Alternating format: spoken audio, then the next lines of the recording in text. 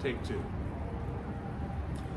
Branos asked me to explain how I use a teardrop return. I'm using a wiffle ball bat because it doesn't have a basket hilt on it, so you can see my hand a little bit better.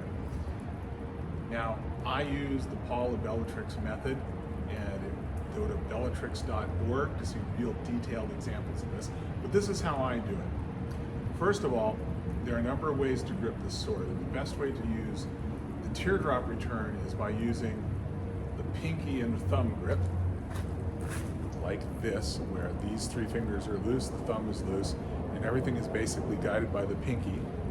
Because I've broken this pinky twice, I use two fingers when I use this kind of grip. However, you can also do the teardrop return using a hammer grip, and that's what I've been using a lot lately. Now, I've never figured out a way to use the teardrop return using the OK grip, because when you use the OK grip, you get back to here, the grip just seems to trail a little bit behind. So I don't do that. I use this, or this, or this. I'm going to show it like this. So the way the teardrop is usually taught is that you do this swinging motion with the sword, and then it comes back to the old school rest position of either on the shoulder or hanging down the back.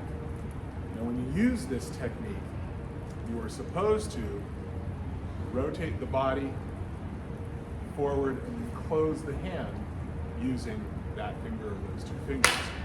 So when you come back, the finger guides the direction of the sword. You get to here and you can make a direction change. You can go anywhere from about this point. I can do that shot, I can do that shot, I can do that shot, I can do that shot. All of them, I make the decision right here where I'm going to direct it. I direct it with my finger and my wrist. Right? I'm going to close the finger here, turn my hand down, I'm going to close the finger here, drop my elbow, I'm going to close the finger here and throw it down. Now the teardrop return is simply that little circle you make right here where you're making that decision.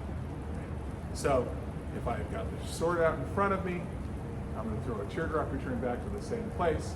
It's going to come back to here. I'll make that little circle, and it goes forward again. If I throw the leg, I'm going to make a teardrop return.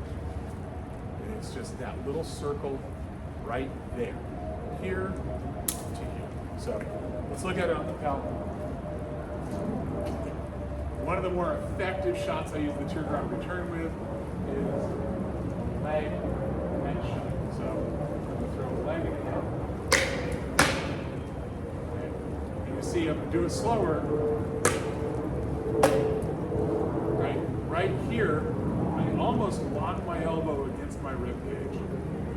I just tighten that little circle there, close my hand.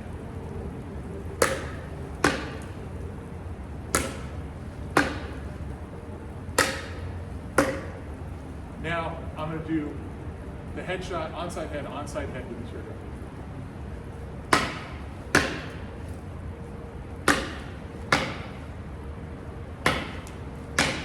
And now I'm going to do the onside head, offside head with the teardrop.